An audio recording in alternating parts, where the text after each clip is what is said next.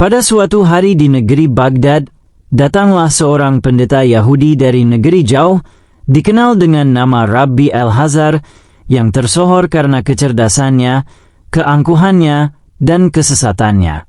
"Wahai penduduk Baghdad," serunya di tengah pasar, "adakah orang Islam yang mampu berdialog dengan otak sepertiku? Atau semua hanya bisa berdebat pakai emosi dan tongkat kayu?" Rakyat Baghdad gempar. Sebagian marah, sebagian terintimidasi, dan sisanya malah menjual tiket untuk debat yang belum terjadi. Raja Harun al-Rashid mendengar kabar itu dan segera memanggil penasihat spiritual terbaiknya, Abu Nawas. "Wahai Abu Nawas," ujar sang raja, "debat ini bukan hanya tentang akal. Ini tentang kehormatan Islam. Mampukah kau meladeninya?" Abu Nawas mengangkat alis dan tersenyum. "Demi sejumput kuah kambing, hamba sanggup meladeninya bahkan sambil terbalik, Tuanku." Pendeta Al-Hazar mengajukan tantangan aneh. "Kita akan debat dalam diam. Siapa bisa menjawab tanpa bicara, ia yang benar. Dan jika satu pun dari kita bicara, maka ia yang kalah." Rakyat bingung. Debat tapi tidak boleh bicara? Itu mah main tebak-tebakan. Namun Abu Nawas malah menyeringai lebar. "Ini akan menjadi debat paling konyol dan paling bermakna sepanjang sejarah." Keesokan harinya, di aula istana yang megah, ribuan orang memadati tempat. Abu Nawas dan pendeta Al-Hazar duduk berhadapan. Para juru tulis siap mencatat, padahal belum tentu ada yang bicara. Al-Hazar mengangkat satu jari. Tangan menunjuk kanan artinya, "Tuhan itu satu." Abu Nawas membalas dengan mengangkat satu jari, lalu dua, lalu tiga. Jari telunjuk mengarah ke atas, dua tangan memberi tanda damai, dua tanda tangan artinya, "Tuhan memang satu, tapi menciptakan semua dari satu ke banyak, dan kembali ke satu." Tauhid dalam keragaman ciptaan. Pendeta Yahudi sedikit tersentak. Al-Hazar menggambar lingkaran di udara dengan tangan. Lingkaran biru besar simbol dunia. Abu Nawas menjentikkan jari dan menunjuk ke langit, lalu ke hati. Kilauan hati merah dua artinya, dunia bisa bulat, tapi yang maha membentuknya tak berbentuk. Semua penonton diam, tapi mulai berbisik. Debat ini makin aneh, makin misterius, tapi juga memesona. Kemudian, pendeta Al-Hazar mengeluarkan segumpal garam dari sakunya. Ia meletakkan di atas meja. Abu Nawas mengambilnya dan menaruh setetes air di atasnya, membuat garam itu mencair. Pendeta itu terdiam. Arti simbol garam, ajaran lama yang keras dan kering. Air, Islam sebagai rahmat yang melarutkan kerasnya hukum yang tak berbelas kasih. Pendeta Al-Hazar pun berdiri dan berkata lantang, mematahkan aturannya sendiri, "Cukup, aku kalah." Gemuruh penonton meledak. "Kenapa kau menyerah, Rabbi?" tanya sang raja. Karena ia menjawab semuanya tanpa suara, namun menggetarkan hatiku. Sungguh, ini bukan sekadar debat. Ini adalah pelajaran. Malam itu, pendeta Al-Hazar diam-diam menemui Abu Nawas di masjid kecil. "Apakah benar Islam seindah itu?" tanyanya lirih. Abu Nawas tidak menjawab dengan kata-kata. Ia hanya memberikan secangkir air hangat dan tersenyum. Yang datang dengan ego akan pulang dengan pertanyaan, tapi yang datang dengan hati akan pulang dengan kebenaran. Air mata menetes dari wajah pendeta itu, dan keesokan harinya, pendeta itu meninggalkan semua gelarnya, mengubah namanya menjadi Hazan dan mulai belajar Islam dari awal. Sebagai murid Abu Nawas, debat itu menjadi viral di seluruh penjuru negeri. Orang-orang menamainya debat sunyi yang mengguncang langit. Namun tak ada catatan pasti apa makna simbol-simbol itu. Abu Nawas hanya berkata, "Rahasia debat bukan di ucapan, tapi dalam hati yang bersih. Seperti angin, tak terlihat, tapi bisa meruntuhkan gunung kesombongan. Beberapa tahun kemudian, seorang pemuda Yahudi datang ke Baghdad dan berkata, "Aku cucu dari Hazan, dan aku ingin belajar agama dari orang yang bisa bicara tanpa suara." Sayangnya, Abu Nawas telah wafat, namun warisannya hidup dalam bentuk kebijaksanaan yang lucu, kelucuan yang bijak, dan keheningan yang mengalahkan suara paling lantang. Tak ada satupun orang tahu bahwa jauh sebelum hari debat, Abu Nawas telah menyamar menjadi pengemis dan pelancong, mengikuti jejak Rabbi Al-Hazar dari kota ke kota. Ia mengumpulkan catatan, mendengarkan khutbah sang pendeta, bahkan ikut menyamar menjadi penjual rempah di forum-forum Yahudi hanya untuk mendengarkan cara berpikir sang pendeta. Abu Nawas tahu, Al-Hazar tidak hanya pandai berkata-kata, tapi juga lihai menyelipkan logika bengkok dalam kata-kata indah. Seolah-olah Taurat menjadi alat retoris semata, bukan petunjuk menuju kebenaran. Itulah mengapa Abu Nawas memilih diam sebagai medan perang. Diam, namun penuh makna. Sebab, logika yang rusak hanya bisa dihancurkan bukan dengan logika baru, tapi dengan cermin hati yang memantulkan semua kebohongan balik ke wajah sang pendusta. Kalau aku debat dengan kata-kata, aku hanya menari di arena yang ia kuasai, ujar Abu Nawas pada dirinya sendiri.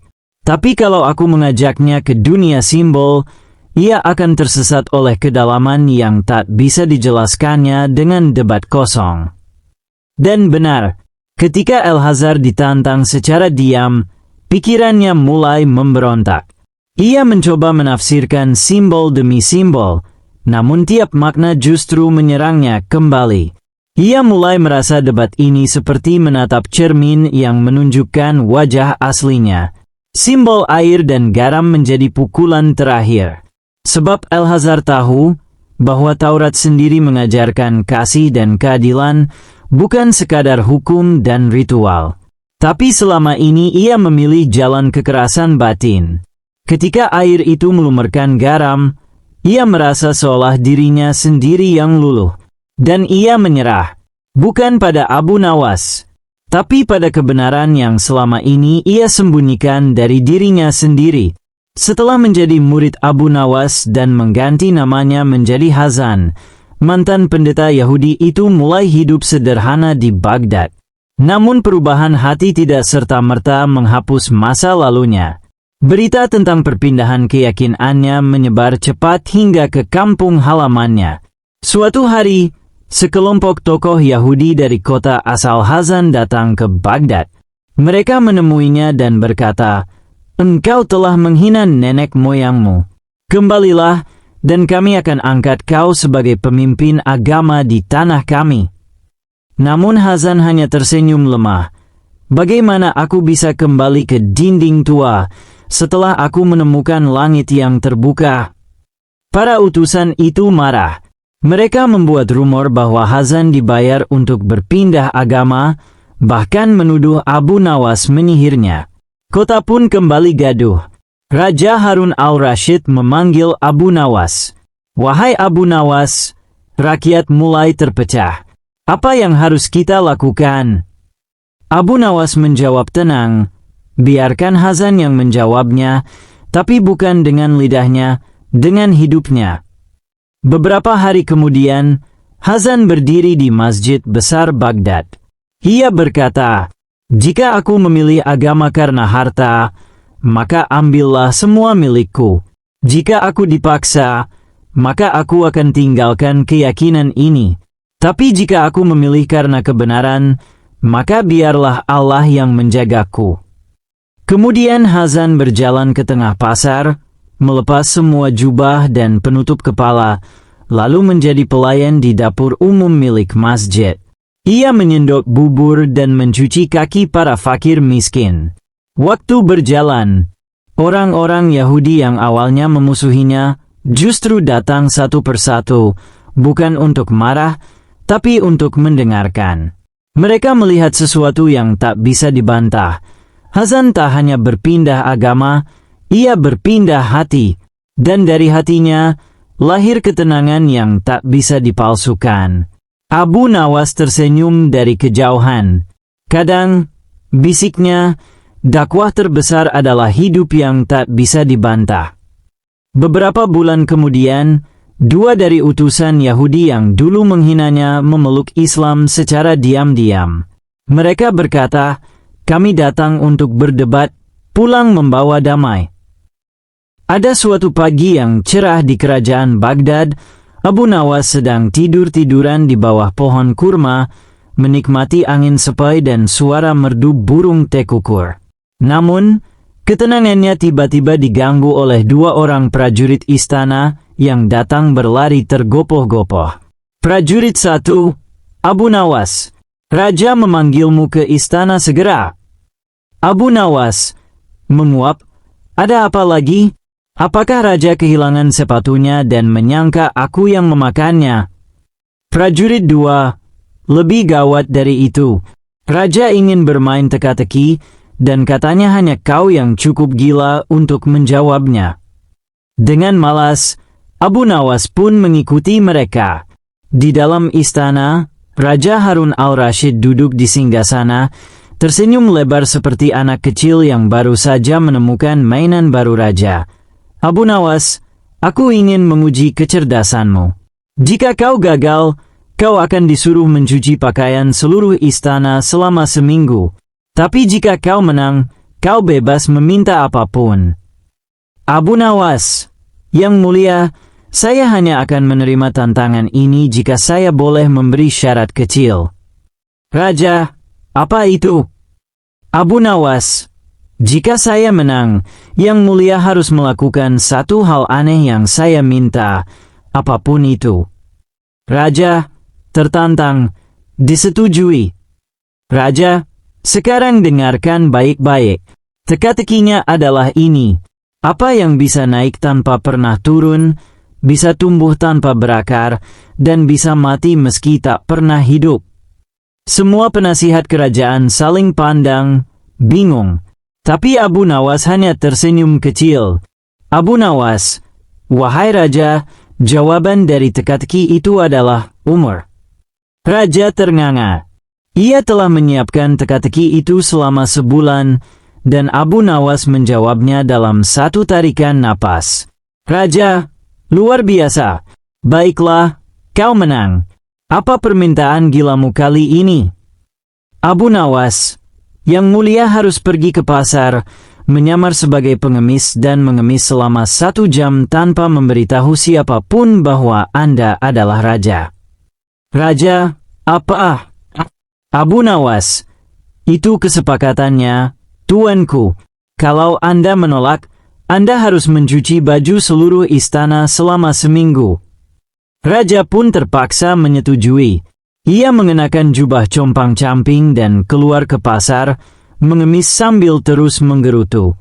Warga pasar yang melihat pengemis baru itu menjadi heboh.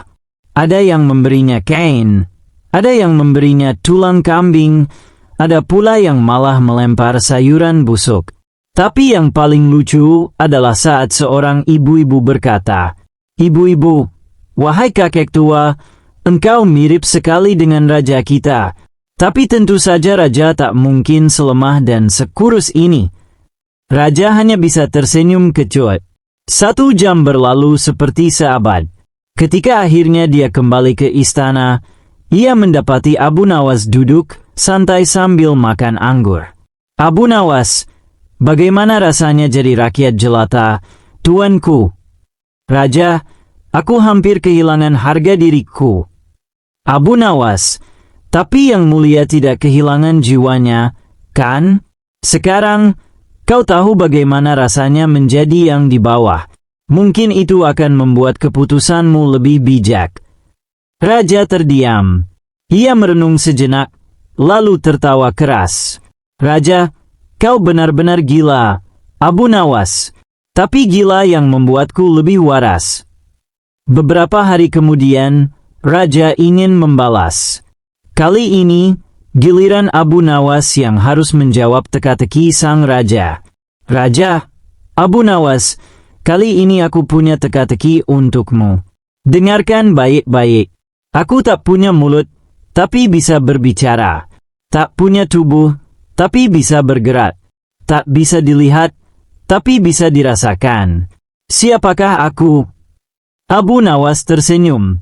Ia berdiri, melangkah 3 langkah ke belakang, lalu buang angin keras. Abu Nawas, itu jawabannya, tuanku. Itu angin. Seluruh istana gempar. Raja terkejut, lalu tertawa terpingkal-pingkal sampai mahkotanya hampir jatuh. Raja, ya Allah, Abu Nawas, kau memang tak bisa ditebak. Karena tingkah Abu Nawas, seluruh rakyat Baghdad ikut menirukan teka-teki dan permainan logika konyol itu. Bahkan anak-anak membuat lagu. Abu Nawas pintar menjawab. Raja bingung, jadi pengemis.